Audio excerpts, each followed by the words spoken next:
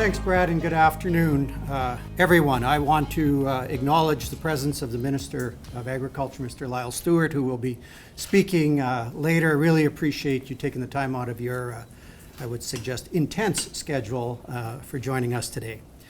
So, as well, welcome everybody to Federated Cooperatives Limited. I think it's fitting. Here we are in the heart of summer, in the midst of the growing season, and I have the opportunity today to share some important news with you regarding co-op's agricultural business.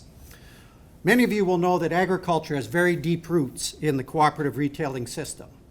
We go back a long time ago when farmers worked together, pooled their resources to form their own businesses, to form cooperatives, to source goods and services that they required. And that determination, we also saw it evolve a little further in 1935 when 8 enterprising farmers here in the province of Saskatchewan created the Co-op Refinery Complex. An amazing accomplishment by individuals here in our home working together to build a facility to produce the gas and diesel that they know.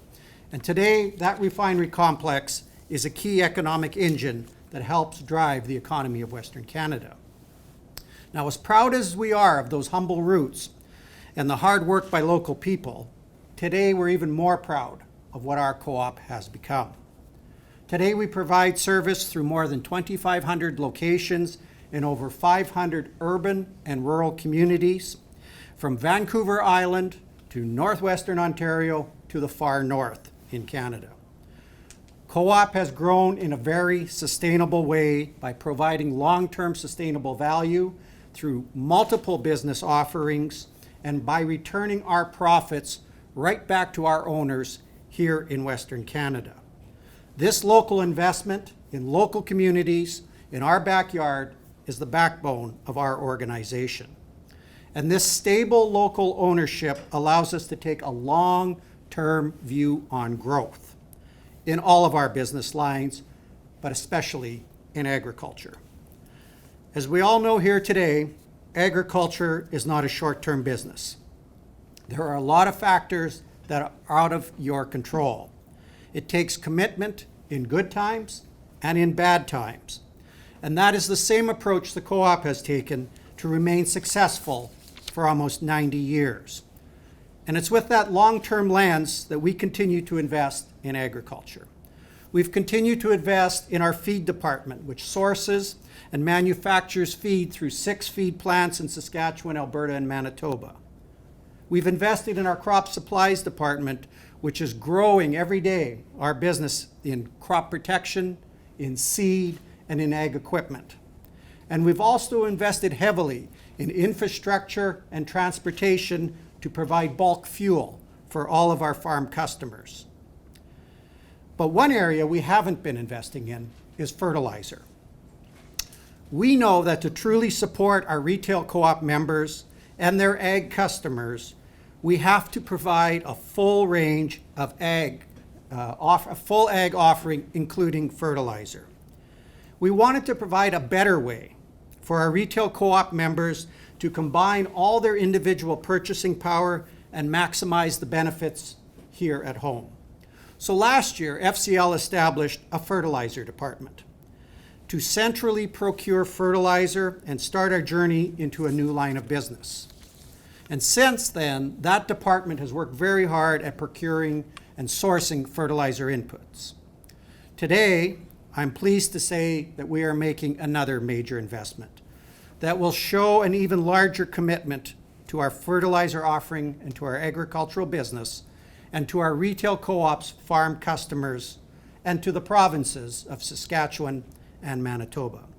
Today, FCL is investing $75 million to build 2 state-of-the-art, high-throughput fertilizer terminals in Western Canada. One will be located at Hanley, Saskatchewan, and the other at Brandon, Manitoba. These facilities will warehouse, blend, and distribute a full suite of crop nutrient products that will then be available to producers through their local retail co-ops. Suffice to say, we are confident in this new investment and in this new business line that it will help co-ops serve farm customers even better. This investment will continue to develop the strength of the cooperative retailing system by enhancing our diversification across a broad range of industries and business lines.